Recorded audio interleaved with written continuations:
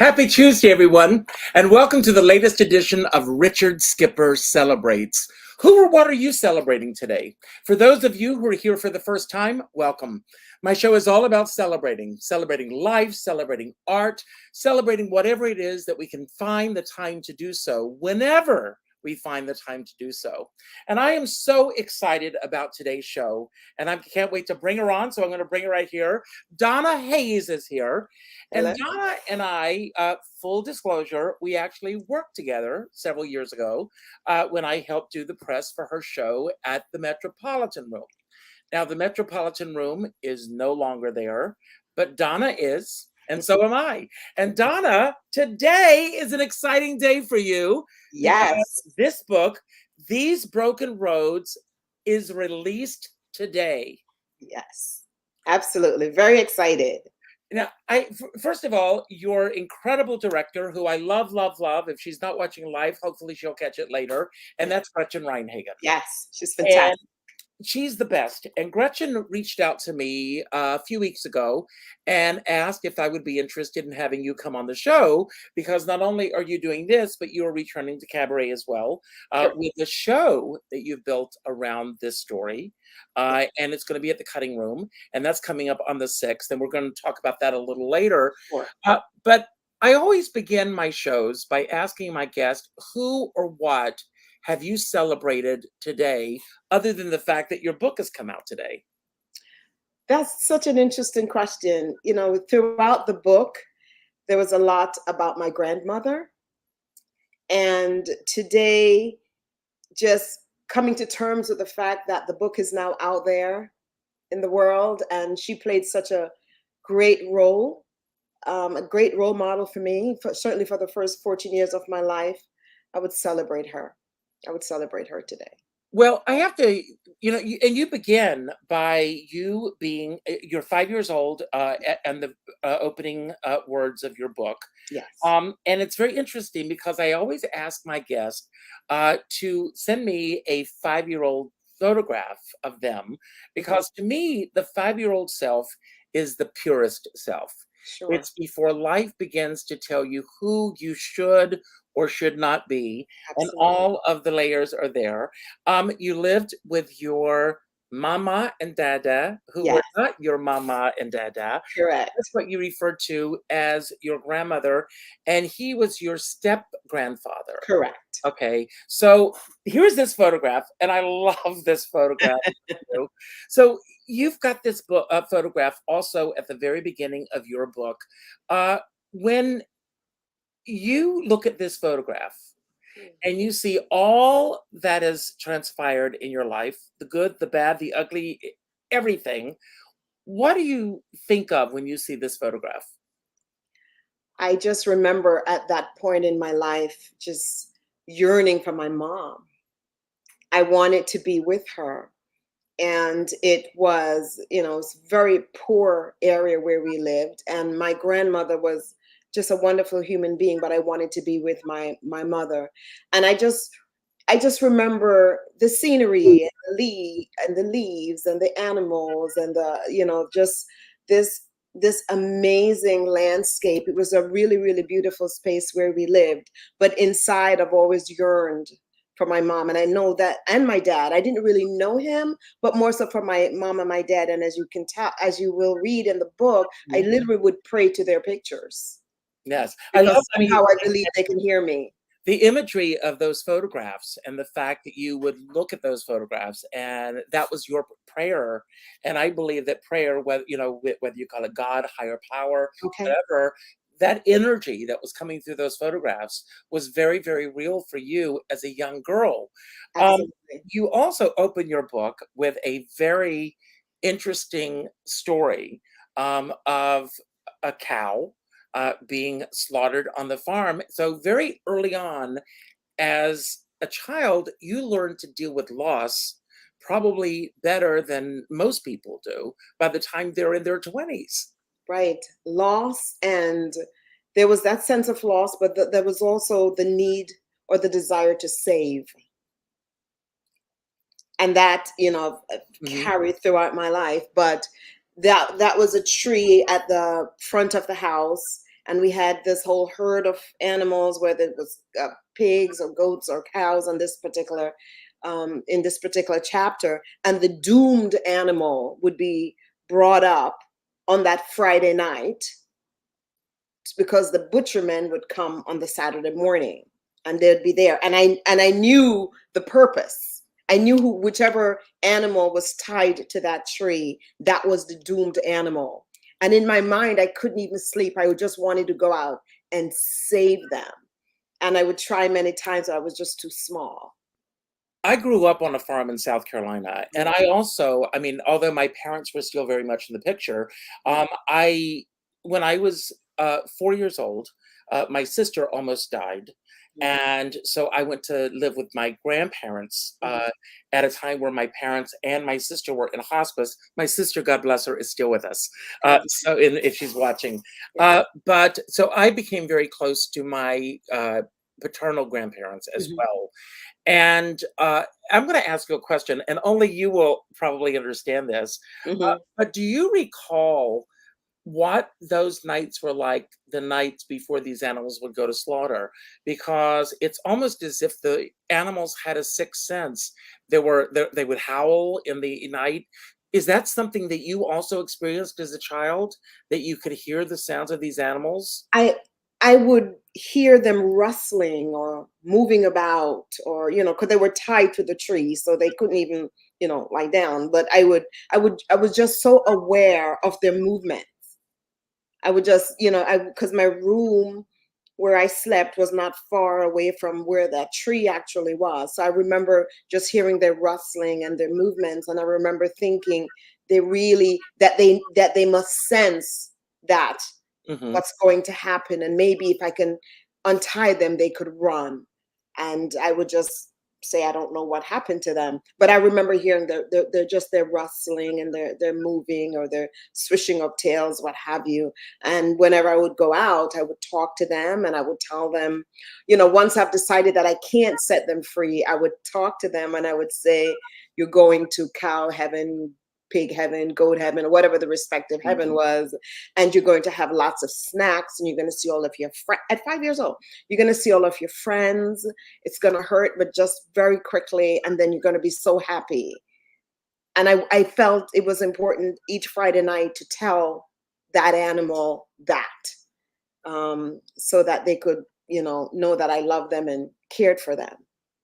Even That, though you were close with your grandparents, mhm, like like children that are adopted, mhm, there's a yearning to get to know your biological parents, and that's not to take away any of the love that you right, had for your grandparents. mhm, But in the book you mention, this yearning that kept churning over and over and over again. There's also an episode where you literally were knocked completely out as a young child, yeah, and that, your grandmother, because you survived it, your grandmother says anyone else would have been dead. You are a lucky child. yes, And is that something that has resonated with you your entire life? absolutely. I have always felt throughout my life that there's just this energy that follows me and protects me and cares for me, even in my darkest times, even in the darkest moments. I've always felt that way.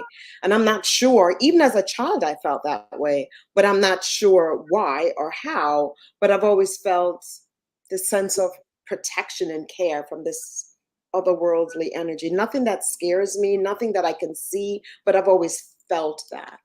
I Something guess. that you have to confront and face on. I'm sorry? Something that you have to confront, head on. Yes. Yeah. Um, Yes. Correct me if I'm wrong. I think it was around 9 years old when you went to your mom. You were 5 when you wrote to your mom and Correct. said, I would like to see you. And there's a great little. First of all, Donna, I want to stop again. You are a brilliant writer. Uh, Thank you. and I don't know if the words just flow out of you or if you go back and revisit what you've written.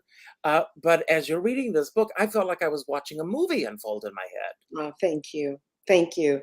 And I had to kind of close my eyes and kind of go back and see and just feel what it felt like to be there and see the images and and let it flow that way. And then I did take some writing classes, and that also helped me kind of made it a lot more cohesive, if you will. So Yeah. when you went to your grandmother and you said, I want to write a letter to my mom, she sent you to a friend Yes. who would be better able to help you. Correct. I also love the chapter on your family getting your first television set. Yeah. Because as I was reading this, I remember getting our first color Yeah. television set, but I remember your first television set, like most of us who grew up at that time, Yes. uh, 3 channels if you were lucky, and I think where you lived, it was even reduced to 2 channels, and Correct. on a good night, you could get the 3rd channel. Correct. It was initially it was just one. I think at some point it became two, but then at 11 or 12 at night, it would just go black. Someone would sing the Jamaican anthem and then it would go black, and then you'd have to wait till the next day. But it was fascinating. It was fascinating. And I remember as a child trying to figure out, well, how are the people moving in there? I would look at the back of it, like how are they like how is that? It was just so far-fetched. I couldn't really understand it, but it was amazing to be transported to these other places and these other lives. And I would watch with my grandmother, and it was really fascinating. I was getting the sense, and you'll correct me if I'm wrong, from reading that chapter, that you essentially got your first television as your family was getting electricity for the first time. Correct. Correct. We did not have electricity for most of for the first 8 or 9 years, Hmm. and we had kerosene lamps, and that's how that the house was lit, with kerosene lamps. We didn't have indoor plumbing. We had an outhouse that was further down. So at nights we had these little pots that we would use, and then take it to the outhouse the next day. So there was no indoor plumbing, and there was certainly no electricity. Had you been exposed to television at all prior to getting the first television set in your home? No. Not with friends No, or anyone? no, we didn't have, I didn't have in my neighborhood that no one had a television. I know there was a family that lived towards the end of the road that had a television set, but they weren't friends of ours, so I hadn't seen it. I just heard of it because they had these antennas on the houses, so I knew they had it, and I understood what it was, I guess from reading or speaking, but I'd never seen one before. Well, when you came home that afternoon and your grandmother says, go into that room, and you went in and saw the television, you did know what it was. Yeah, so I knew what a television was, but I don't think I'd ever watched one, Mhm. if that makes sense. So I, I love the fact when your grandmother tells you to turn on the TV, Yeah. you said, we don't even have lights. How are we? And then she tells you to turn on the switch. And, I get this imagery in my head of like Dorothy and the Wizard of Oz. All of a sudden, even though it was a black and white world you were Yes. watching, that Mhm. it brought color into your life because it brought a whole new dimension to the life that you were living at that time. Absolutely, absolutely. As I said, it transported me to this place. I mean, I've always heard of America. I mean, we didn't say going abroad, we say we're going to foreign. I'm sure Mhm. you've seen that in the book. We're going to foreign, and I heard lots of people talking about going to foreign, but watching that little television, whether it was Barnaby Jones or whatever it was like, wow, that's what that other world because I this is all I knew. Although I was born in Kingston, I moved to my grandmother when I was only months old. So this is all I knew. And it was really, really fascinating for me. I was transfixed. I would just watch it, and just, Was it through that early television that you decided that this was the path that you wanted to be on, that you wanted to be in the world of show business? yes, it was because I knew that they were playing a role. I don't know why or how, but I knew they were playing a role. And they would become these other characters, and I would say that's so interesting. And after that I would give concerts to the animals, if you will. I would sing to the animals, and I would sing to the flowers. My grandmother had a flower bed, and I would sing to them. And I remember imagining that they could hear me, that they understood what I was saying, and I would bow. I would imagine that they were applauding, and I would bow again. And that's all from, and that's all from the television and watching these individuals become these other characters. And let's talk about that moment when you were able to meet your mom again after many, many years. Uh, you were 9 at the time? Yes. Yes. So your mother comes in, and you've got other siblings at this point. Yes.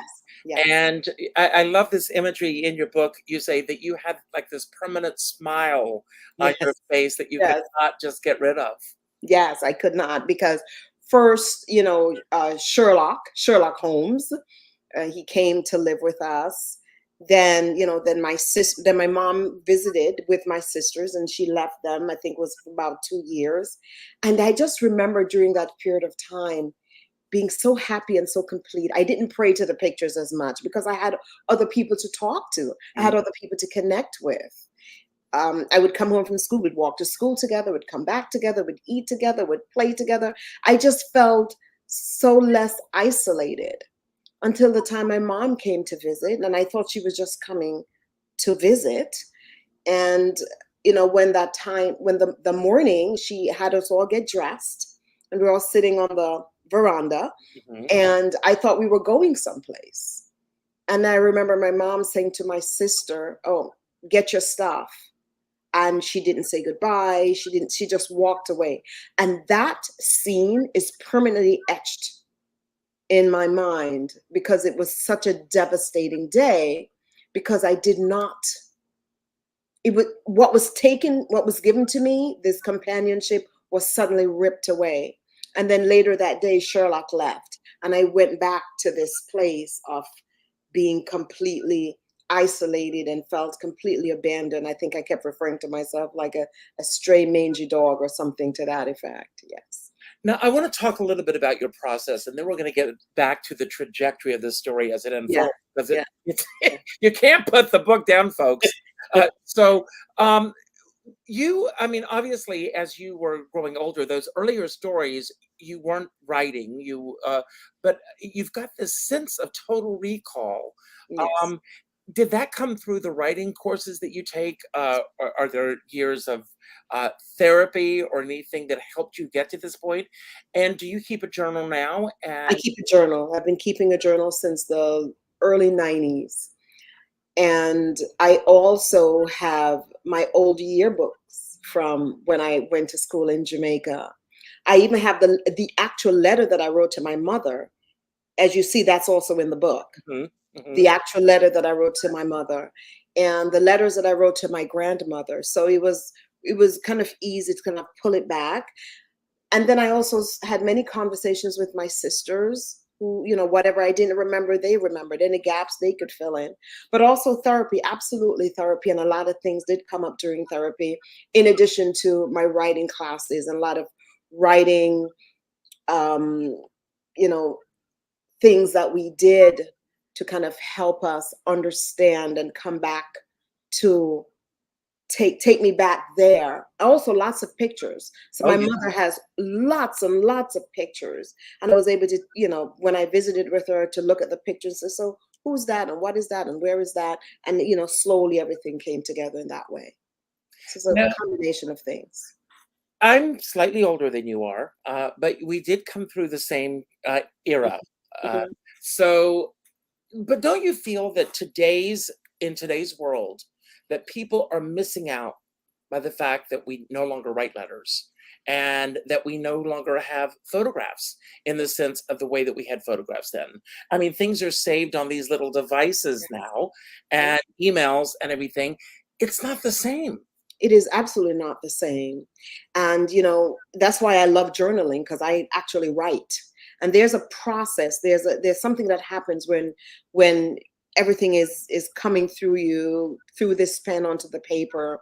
Yes, I do believe people are missing out. People don't even know how to add without using, their phones, or people don't remember phone numbers because everything is stored in the phone. It's a completely different way of living. And I'm really happy that I had the opportunity to experience that part of it writing letters and not being lost in films or not being lost in television. Because if you think about it, we sit and it's all these devices. Hmm. And you almost have to cut it off to kind of reconnect with yourself. I agree with you. I do think they're missing out on that part of it. Absolutely. Well, going back a little bit, as I said, you and I met a few years ago when you were doing your show at the Yes. Metropolitan Room, and that show was pretty autobiographical. We learned a Yes. lot about your growing up Yes. and that part of your life. These Mhm. stories we didn't hear about in that. No. Uh, but what was the impetus for you to write this book? The impetus for me to write this book was the actual scam. Because when it happened, I it was so much swirling around in me that journaling by itself was just not sufficient. And of course, I went into therapy. I was speaking with a therapist weekly, but I went to a writing class, Gotham Writers, and the initial plan was to write the book to expose him and folks like him. However, during the writing process, so many other things kept coming up. Not just that, but was the abandonment, were some of the traumas that I've experienced, was being bullied in high school, and this chicken blood story, which I'm sure you've read, all of that kept coming in. And I say, I cannot just isolate this story. It's just not enough to isolate it. I think it's important for people to understand my journey and who I Mhm. am, to really understand how I was showing up in my life and maybe why I was showing up in my life a certain way. So I felt that it was no longer just about that and the scam, but it was important to put it all together like this little mosaic so people can kind of see the full picture. Now, I'm going to paraphrase the actual quote or line, but it's that life happens when you're making plans. And everything seemed to be going right for you Yes. when everything basically fell apart. But let's go back a little further. Sure. And you talk about all these things in the book, but coming to New York. Uh, you're very well educated. You are a coach. You help other women. You are an entertainer. You've done your own one woman off Broadway show. You've had a very successful cabaret career. And you were in a relationship long before this relationship. Yes. And you were just starting to date again. Yes. And you think that this is the guy. And I want to tell everyone this is not a catfish story. No, it's not. This was not somebody scamming you online or something. No. This was someone who acclimated themselves into your life. Absolutely, absolutely. And I always characterize myself as low hanging fruit because my marriage before meeting him was quite abusive. Mhm. And I literally had to quote unquote escape. And I took 8 years for the most part to focus on myself. That's around the time when I met you and you were helping me promote my show. So that was around that period of time I was doing shows. I finished the marathon. I don't like to use the word run. I say I finished the marathon. That's right. Yeah, that's right. Yes. Yes, I finished the marathon. I was in therapy. I started meditating, getting massages, manicure, pedicure, facials, doing all the things self-care, and I wasn't dating. I decided I needed to heal. And when I thought I was ready, someone suggested this website, and it caters to individuals who are over 50. So you think someone at that age is, they're mature and they're someone who is set in their lives. And so I thought I would find someone that's mature, someone that I can really connect with at this stage of my life. And that is why I decided to do that. I wasn't really meeting anyone else. I wasn't meeting individuals. I don't go to bars. I don't go to clubs. I don't smoke. I don't drink. So, I don't travel in the circles, I think, where you can kind of maybe meet people in that way. So I thought I would try online dating and this particular website that cater to individuals who are more mature, if you will. Now, I want to go back a little bit Yeah, if you don't mind, sure. and talk, because I think it's important for those who are watching the show to get a sense of where you were. You were in an abusive relationship, which you were Yes. very honest and open about. And again, what was the impetus and how did you get out of that? And I love that you start taking care of Donna, Yes. by going to massages and doing all these Yeah, things, yeah.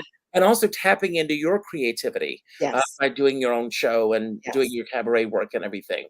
But how did you actually get out of that relationship? I'm asked that question quite often, and it's really interesting how that all came into play because I've been looking and considering leaving him for many, many years. But he was one that I was really afraid of. And sometimes when you're in abusive relationships, especially if someone's very vocal about killing you, Yes. it's not the easiest thing to do because you're afraid that this person will actually hunt you down. And I read all these, or watched shows or read books about murder suicides, and he would say, if I can't have you, no one else can. And so I would I've found apartments, I've packed and I've unpacked, packed and I've unpacked, got very close to signing leases, and just the fear of it. But if you will notice in my book, when I'm ready, I'm just ready. I don't know why I'm ready, but I'm just ready. When I left my mother's house, when I left the first husband, and when I left this one, I just woke up one day and says, okay, this is it. I was actually sitting in a restaurant with a friend of mine, and we were always talking about my marriage and when you're going to get out. And that's when I came up with the idea, I'm going to tell him I'm being transferred. I'm being transferred to the LA office. And because I worked in human resources, had access to cover letters and letterheads, whatnot, I created my own offer letter to make it more plausible that Wow. I was actually being transferred. And he believed it because it was on letterhead and it was signed by some fictitious person, but he doesn't know that. And I said, I'm being transferred. But I know I also had to be nice to him because I owned my home. And if he thought that I was leaving him and leaving him in that home, he'd probably destroy it. So I Mhm. had to make him feel as if, okay, I'm going to come back. I just for job purposes, I need to leave for a period of time. But I was in this apartment right where I am right now. This is actually where I was, and I had to plan it so carefully. Get the moving truck and hide things, and finally leaving him that particular morning. I think it was January 10th of 2008. Dad's birthday. Yeah. um, it's very interesting. I mean, even after you left, I mean, that fear that he was still going to retaliate in some way was always there. When did the shoe finally drop for you where your guard was down? I mean, you were aware that he was not physically there anymore and that you were able to actually move on with your life. It took some time. And what was so interesting after leaving him, it's this man was, very abusive for 19 years, but there was a guilt that I carried, and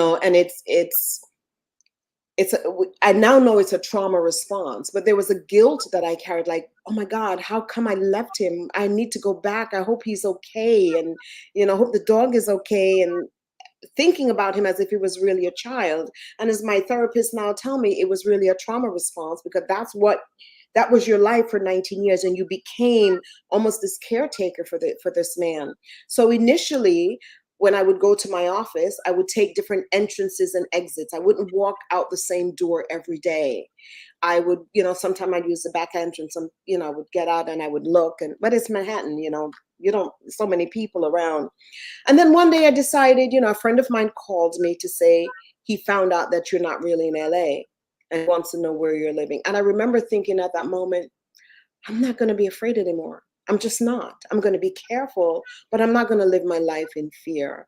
And he never showed up, never came after me or anything like that. And that was very freeing to actually make the decision. So I you, am going to make this choice. do you believe that it was a lot of bluster on his part, that he would do this to you, or uh, did he essentially move on himself? I don't know. I've never seen him since that day. I've Wow. never. I've never, and that's what, since 2008, I've never seen him. That's amazing. You Yeah. know, it's interesting. Another book that got released today Yeah. is called On Becoming, Hmm. and it's by Sir Patrick Stewart. Ah, And he was on The View this morning talking about this. And it's very interesting that you're talking about this and that both books are coming out today. But his father and my father had something in common, hmm. and they were weekend drinkers. Oh, wow. And I grew up for the first 18 years of my life where every weekend I felt like I was walking around on eggshells. Mm. Even after I moved to New York at the age of Hmm. 18, Hmm. I carried around this anxiety Yeah. every time the weekend would roll around. And he said the same exact thing that you just said about feeling that he somehow was responsible and that Yes. he had brought this upon himself, Yes. even though what his father and his mother and their relationship was about had nothing to do with him. Correct. Correct. There was a, I remember calling my sister and say, I have to go back. She goes, what do you mean you have to go back? You got out. I said, I feel terrible that I left him. Does he have food? Is he going to be okay?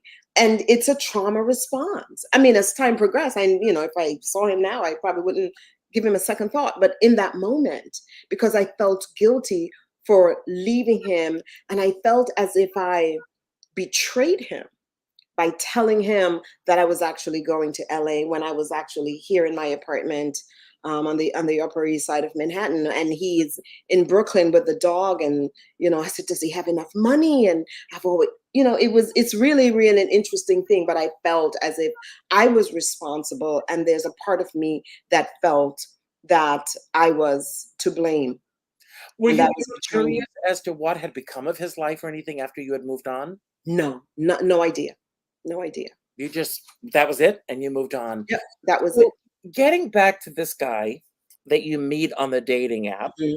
uh, I mean, even though your friends were telling you, you should start dating again, you should be doing this, you didn't jump into it, Mhm. because this was foreign to you. Yeah. So you the guy meets you online and you describe in the book, that transactional thing Yeah. that was happening.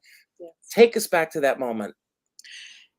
Yeah, certainly. So this was my our first date. We met in a Vietnamese restaurant on the Upper West Side, and I remember sitting in the restaurant waiting for him to come in, and my tummy's in knots because this is so new. And keep in mind, at that time I was 54, and I'd only been in two relationships in my entire 54 years of existence. So I am really a novice at this. And also quite naive. And he comes in, and he's very charming, and he's very nice, and he's very sweet, and we had a wonderful chat. And then we went to I think it was like a, I don't know, some other place. It wasn't a nightclub, it was like a lounge. Mhm. We went to a lounge after, and we sat and we talked some more. And I was really taken up, I was really, I thought Do he you was believe a good, did you charming believe guy. do you believe that it was love at first sight? No, I wouldn't say it was love at first sight. I was like, I'm interested at first sight. I'd like to get to know this person and who he was and what he was all about. So you'd been through a marriage. I've always said that I believe that everyone should be married at least twice. The first is a test run. My husband and I, we've been together 34 years, Wow. and Wow. but A test run.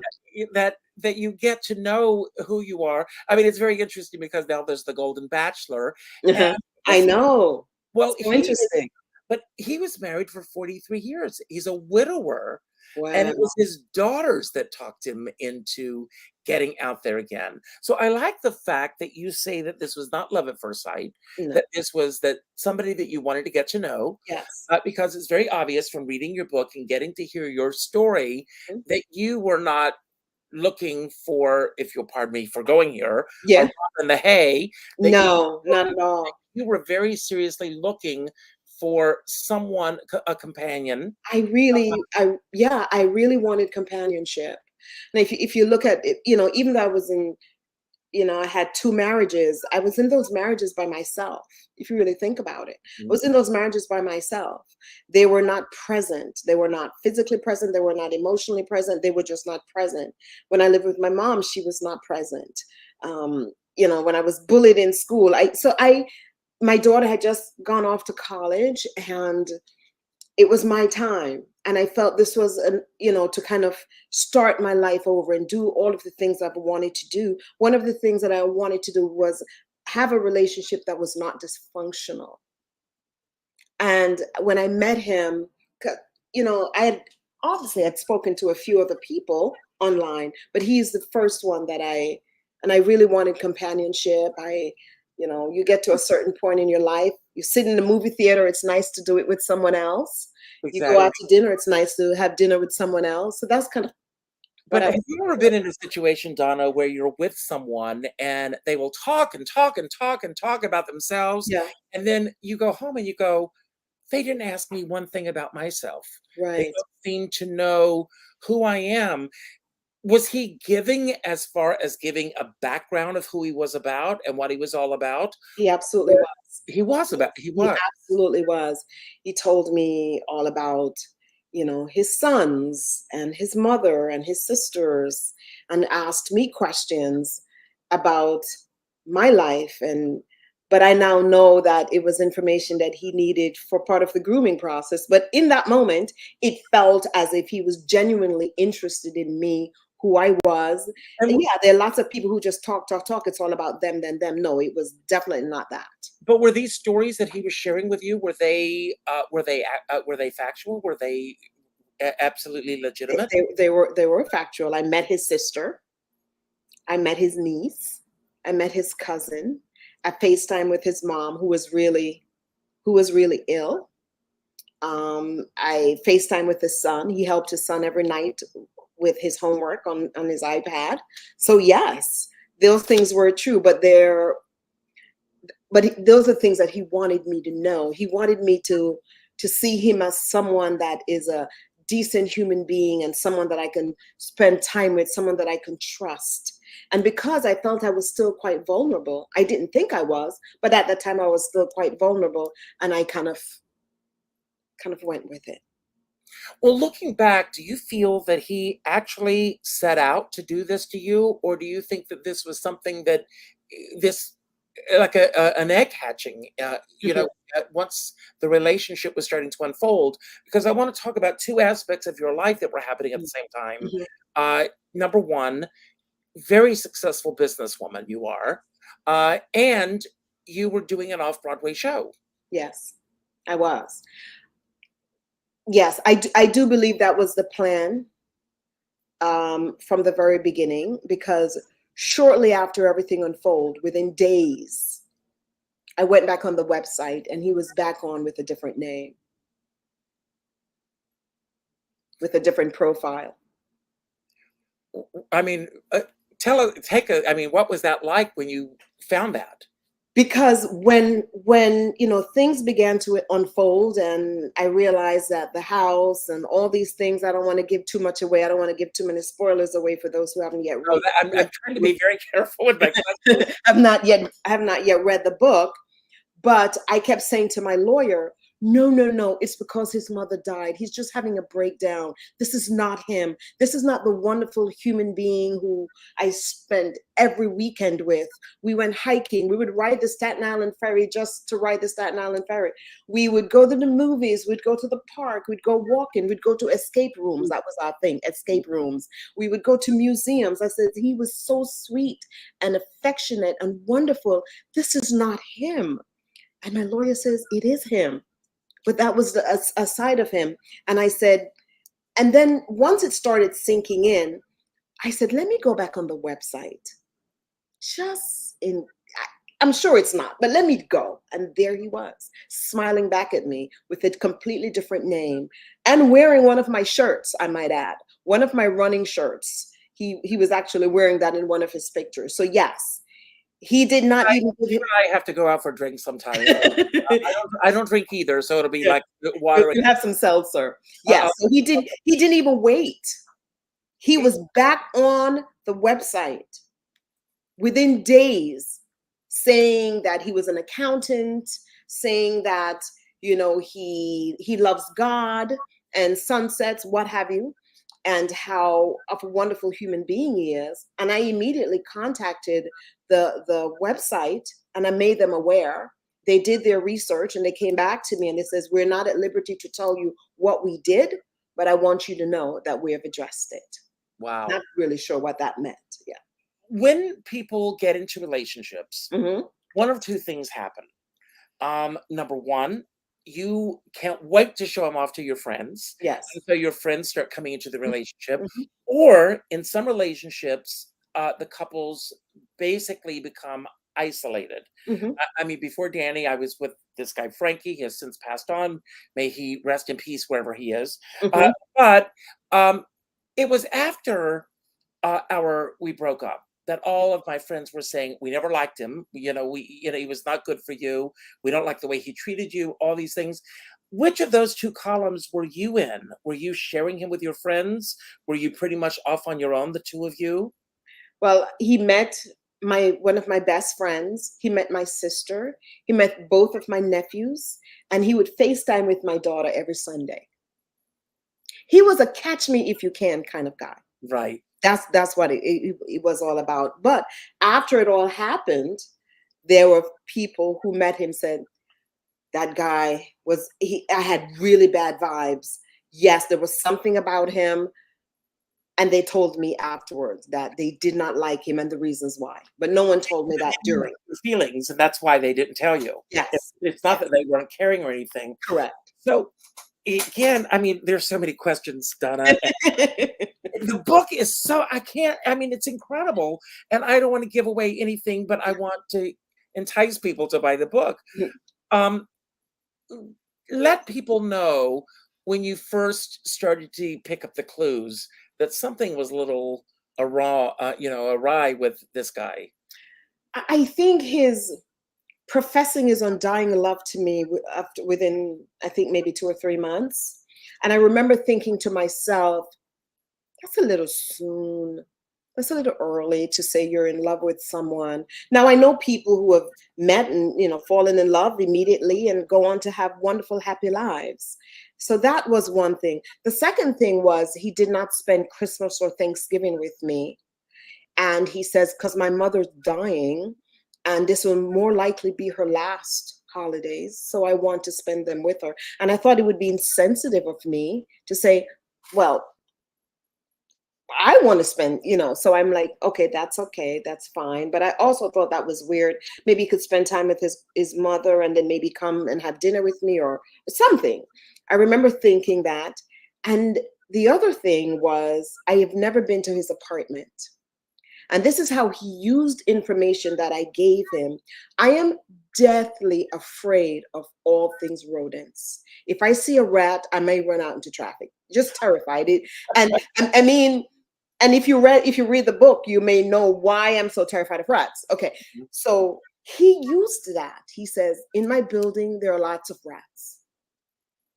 And in my apartment, we have this rat issue, blah, blah, blah.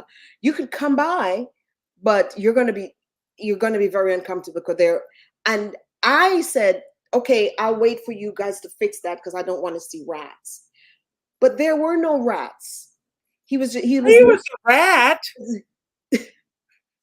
There were no rats in his apartment. He lived with his mother. So, and if I had to do it over again, I'd say, you know what? We're just going to walk through the rats, but I want to see your apartment. And so those are some of the things that he used. And me thinking, oh, he cares about me. He doesn't want me to be terrified of rats. That was just his way of saying, I don't want you to really know the truth. Well, he was very calculating. Very calculating. It was very calculating. Those are to me, and I'm not dismissing any of this, but in lieu of what happened to you, that aspect of it is minor compared to the other things that he did. Oh, yes. Yes. What was the first real, there's a red light over your head going, Donna, can't be happening to me. When my lawyer sent me pictures of the house, because I said, you went to the wrong address. The house is finished. You went to the wrong address. And he says, no, this is the right address. And I remember staring at the pictures, going, it was so difficult to process. And the other thing that he did, Richard, he waited until I had foot surgery. Mm-hmm. I remember in the book I took, because he knew that I would not be able to walk. I would not be able to come after him because I literally was on crutches. I had major foot surgery and I was not able to move around. He didn't even show up at the hospital Well, I was just about to say, yeah. all of a sudden, this guy is, someone who is so in love with you and, professing his love for you, becomes AWOL the moment. Because he got what he wanted. That's why you knew that that was the plan from the beginning. This guy was so attentive.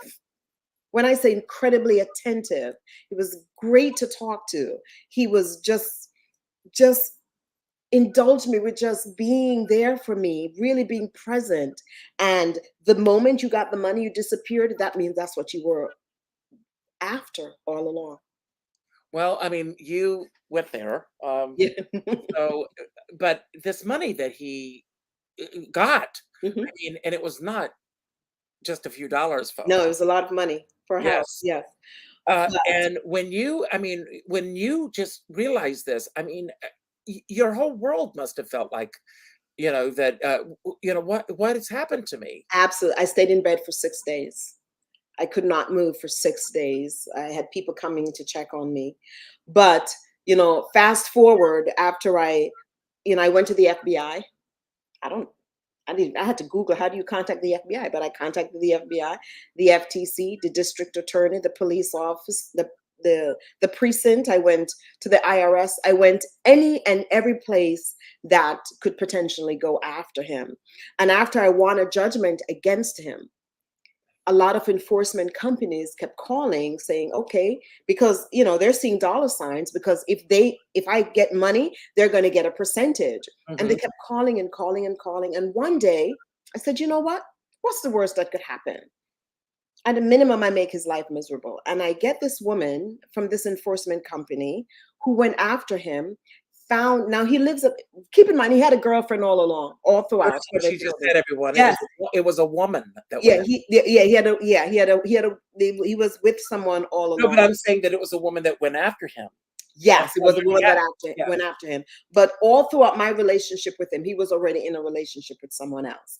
And in any case, she found a bank account with about $21,000 in it. And they froze the account and sent the money to me based on this judgment. He immediately called her and said, could you ask Donna not to take it all? I would like to set up a payment plan. I would like to pay her $180 per week. Wow. Absolutely, positively not. Take all of it. And he said, I can just go off the grid. Fine, I win either way. If you buy a house, if you buy a car, if you get a job, whatever you purchase, and your wages will be garnished because there's a judgment against you in the state of New York and all these municipalities, or you could live under a bridge. Either way, I'm fine with it.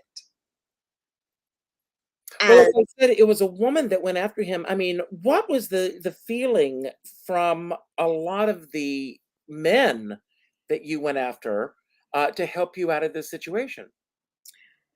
Well, I have lawyers who are male, and everyone was really dumbfounded, like this happened. But Richard, I think one of the things I want to just make sure I say on your show is that after it happened, I started talking to women at the gym, women in my building, women in my circle, and I found out, I met one woman who was engaged to someone, and she was very well off. He stole all of her money, and she had to move into a shelter. I met another woman who was retired and was getting ready to marry this gentleman. Well, probably not a gentleman. And he stole her pension money, and she had to go back to work.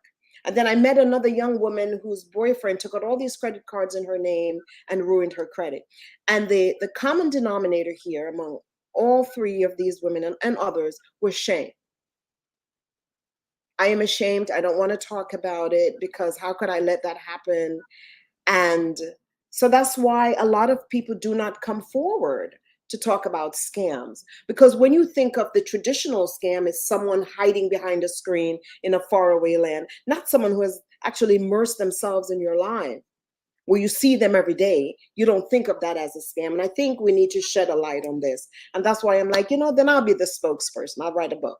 Well, I was just about to say kudos to you for saying, I'm going to take this torch and I'm going to run with it. I'm going to run with it. This story is as old as you and I put together. Yeah. It's been going on for years and years and years. And it happens to men too, by the way. Yes, I know it does. I know it does. And I have a friend who is a very successful writer and everything, and he went through hell. I also went through my own legal battles a couple years ago by and I can't even talk about it. Yeah. I signed a bad contract with someone and it turned my life upside down. So the smartest people on the planet, this happens to. And then there are other people, I'm not going to get political or anything, and I go, how do they get away with it? I know. And we see them happening over and over and over again. Over and over again. Absolutely. But I love the fact that not only have you taken your story and you have really shed a light on this, and I hope that everyone who sees this will get your book. Thank you. The title, These Broken Roads, tell us how I'm about. Initially, the title was going to be Last Run Along These Broken Roads. Because if you think about it, I ran from everything. I ran from my mother. I ran from the first husband. I ran from the second husband. And I was not going to run anymore. And then we came up with just These Broken Roads. But I think it's symbolic of my journey. There are lots of cracks along this road, cracks, breaks, you trip, you fall, you get up. And so I think it just symbolized my journey. And I always say, everyone, let's go to the sea. I say, I'm a sailor who got into a very bad storm. I got through it. So now I'm a better sailor. Good for you. You'll hear my closing remarks in a few moments, but you don't do it without a skipper by your side, Donna. Yeah. I love it. So I'm always curious to know when you knew that the book was ready for us, the public. And like I said, today is the release day. So congratulations on that. Thank you. Was this a decision that was made by you, your editor, or your publisher? I made the decision that it was time for me to start querying. I had a writing coach and we worked together. It was during the pandemic, so I had a lot of extra time and I used that time to really focus on it. And when I felt it was ready, then we started querying. And then finally I was signed by Sibylline Press, an amazing organization, by the way. Tell us a little bit about Sibylline Press. I did a little research and I love that they are mostly female authors over the age of 50. Yes, they only publish, they only, as they say, they're only publish the works of female authors over 50. And I love that. I absolutely I love this. That niche. Yes. But in addition to, talk about pulling out the stops. Not only is the book coming out today, but you are having a CD launch. I'm going to bring this up here so people can see this. You're doing a one-night only cabaret show at the Cutting Room. Yes. And what can audiences who come to your show, and are books going to be available for sale that night? Yes, it says that you're going to be autographing books afterwards. Yes. So what is your hope that the audience will be coming away from?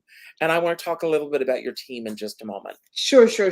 So each person will get a complimentary copy of the book, which I will be signing after the show. So the first hour will be singing with the band, songs that really, cover this story, and I'll be reading excerpts and passages from the book throughout. So passages and songs and telling some stories that may not be in the book.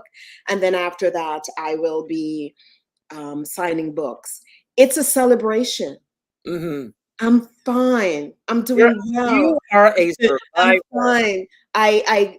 Something happened. Like in most of our lives, things happen. But it's the perspective. It's how you decide to let it affect you.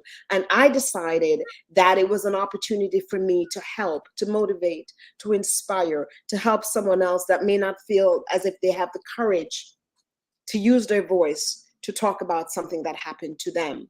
So I want people to come to the show. It's going to be all about entertainment, but also to inspire you. And so no matter what you've been through or what you're going through now, you can overcome. Just keep pushing. As you were writing this book, and you said you had a writing partner, did you bounce ideas off of each other? And I mean, did your writing partner help you decide? You mentioned there are actually stories that are not in this book. Yes. Might there be another book in this?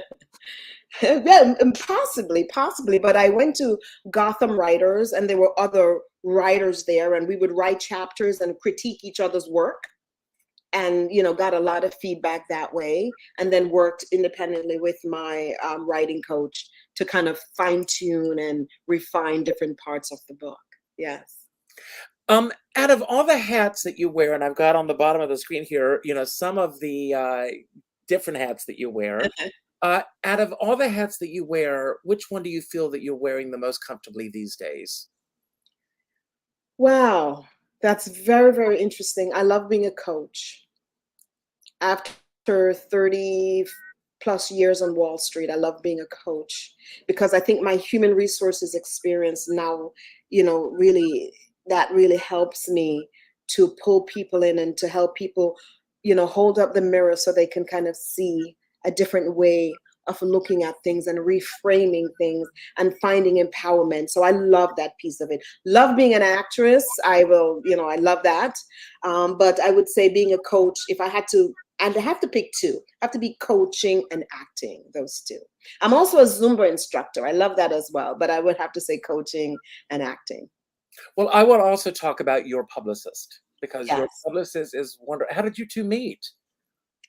Okay. Well, it's through my publisher. My publisher Okay. interviewed people and then identified her for me.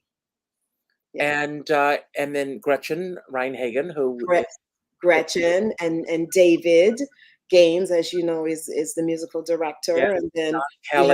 have Don Kelly is doing Yes. his drums, and two individuals that are new to me, Jonathan Michelle and Candice Corbin. They're doing, Jonathan is doing bass, Candice is doing backup vocals with Gretchen. Gretchen is doing double duty. And then I also have Tim Matashek, who's actually my piano instructor. I do take piano lessons, and he's going to be playing guitar. So quite excited, quite excited. Now, your daughter, has she read the book? Not yet. Not yet. I'm actually going. She lives on the West Coast. She Okay. just started a new job, so she won't make it to the show. But I'm actually going to be sending her copy Now, I tomorrow. got an advance copy, Okay. not for sale, but I got it. So, but what, with everything that you've gone through and where you are in today's world, and I love Mhm. the fact you are a survivor. This is not a feel sorry for Donna book. Not at all. It's very empowering, and I think for women and men, Yes. for everyone Everyone. been through a situation, you go into every relationship hoping for the best. Otherwise, why Absolutely. go into the relationship? Yes. Um, what is the biggest thing that you've learned about yourself since writing this book? That's so interesting. I think the biggest thing is how my traumas affected my choices. Wow, wow. How trauma affect choices, because I think sometimes your childhood experiences bleed into your adult life, and sometimes you don't realize it. And this forced me to step back and say, I made these choices and I did these things because that happened. And that was probably one of the most powerful thing with writing this book, which was so cathartic, and seeing a therapist. I now know that trauma and choices are closely linked. Wow.